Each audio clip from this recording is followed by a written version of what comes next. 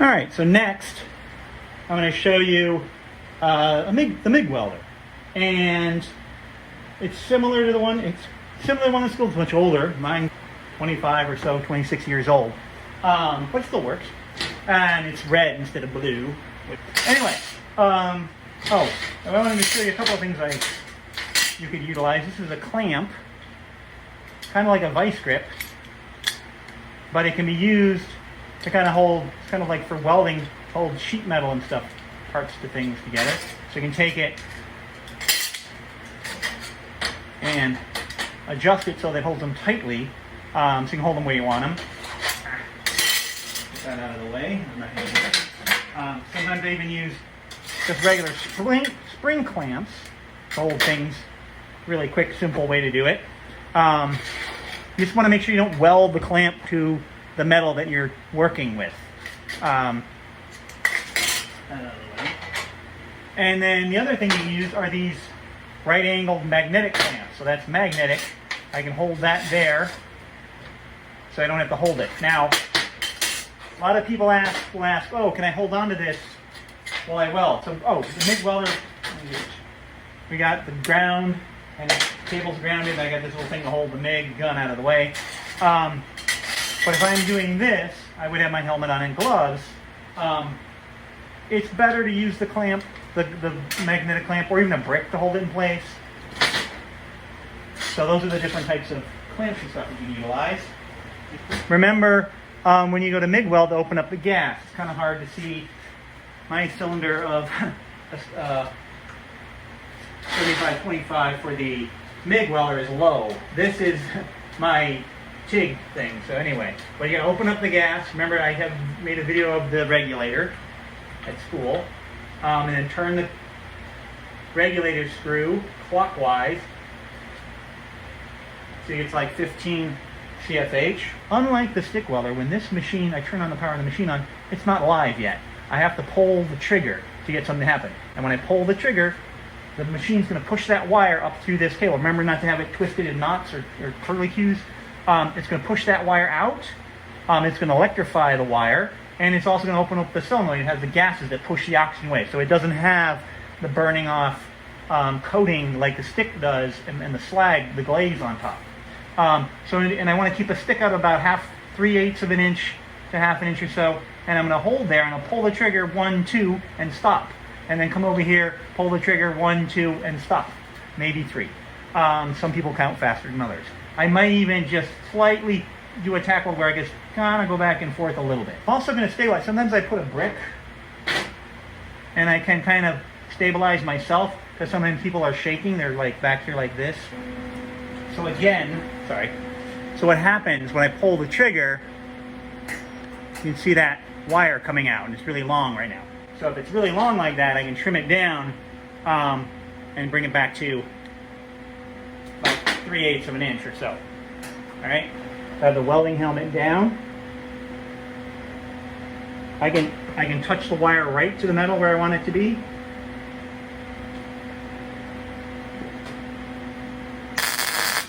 All right, that's a quick little tack. Another quick little tack. And I can see it's sort of holding there. And some people, and I'm going to show you a little bit of that, you could do a series of little tacks. I'm going to turn up the amperage a little bit and do another tack just for good measure.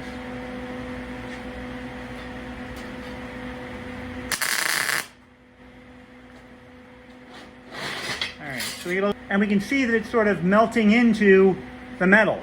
So a couple of ways you can work with that as far as welding, we could kind of weave like we did with the stick, but I can also going to show you doing a series of little tack welds that overlap each other.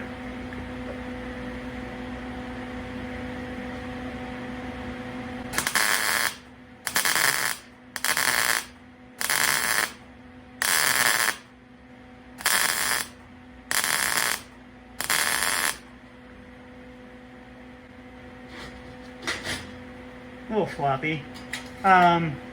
But what that can do is give you a little bit of control and keep you from melting through. If we did this piece onto here,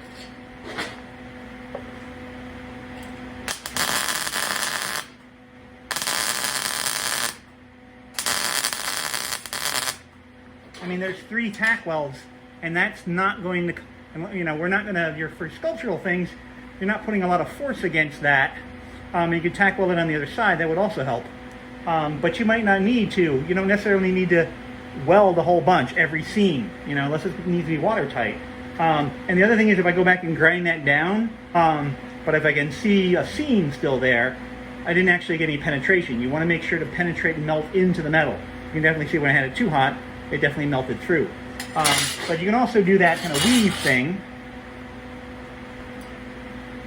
And what I'm doing there is I'm just going to move back and forth, similar to what I did with the stick.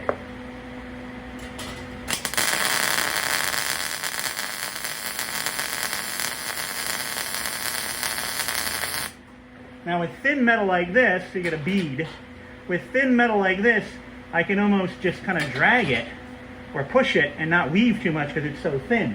The weaving is really good for thicker metals to get move the molten puddle back and forth.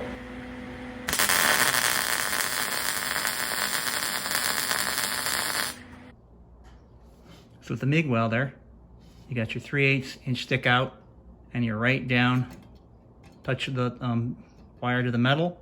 When you pull the trigger, the wire will feed out, and the gas will flow and it'll become electrified and move along. If you had something, let's see, we're going to stick this. This is getting interesting. If I have something at a 90 degree, like that, instead of being straight up and down like that, at a slight angle, I'm going to be at a 45 to that and do 2 tacks in there.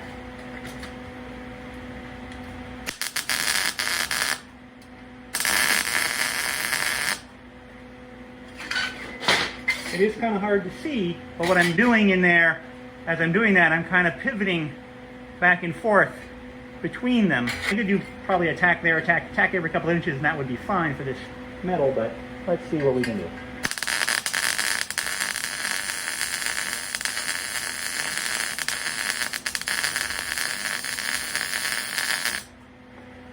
It's very sloppy. But weaving back and forth a little bit between the blower and the higher. Now, I had a little bit of popping there, but if you get, they give you that, if I had the amperage too low, the wire's coming out and I'm not melting it fast enough, and it's sort of just sort of blobbing and popping.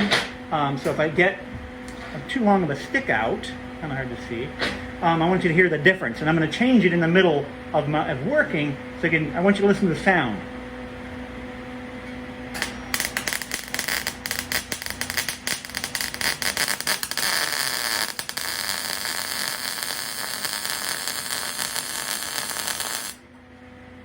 So if you noticed, if that sound came through on the video, what happened when it was popping, there's just these blobs sitting on top of the surface. Actually, a couple of things. What happens when you have a longer stick out is the voltage power drops, and you don't get it to, it doesn't melt into the metal. You can see when it started, you could hear that sound change, that sizzling on this one, and it was zzz, and you could kind of hear that sizzle. Make sure if you get that popping sound that you stop and adjust. Or you can even, what I did there, you could stop and cut the wire, but you could also just push in. The other thing that happens is you're farther away and you start losing the shielding gas, and you get sort of a porous looking bubbly kind of welds. Sometimes the rusty metal and different things can do that too. So, alright, once more with a different view. So, for some forehand, and then I'm going to do it backhand, or backwards. And people have different preferences. Backhand, I believe, gives you better penetration. And then I'm going to do it with the wire stick out too long, just to demonstrate how different that sounds and looks. So don't do that. If you hear that, shorten the stick out. Next, some thicker material. First, I'm going to turn up the power because this is much thicker. Although the rating, you might see a guide on the machine, and that'll be for plate, generally not for round stock rod, because there's less mass. Like a 1/2 inch rod is different than a 1/2 inch plate. It's just so much more mass in the plate that they have the setting higher. So kind of have to adjust. We bring this in. All right. So it's sort of stuck on that one side. Now, usually I try to go quick and weld the other side so it doesn't, as it expands and contracts, So let's get these things out of the way. So what I can do is I got that one on that side, and I can flip it over, and I can weld along this. And I'm going to weave a little bit more here, so there's more of this mass gets melted together.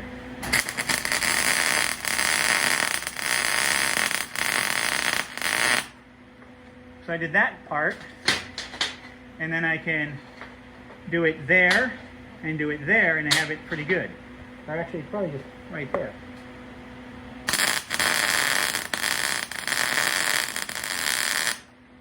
Alright?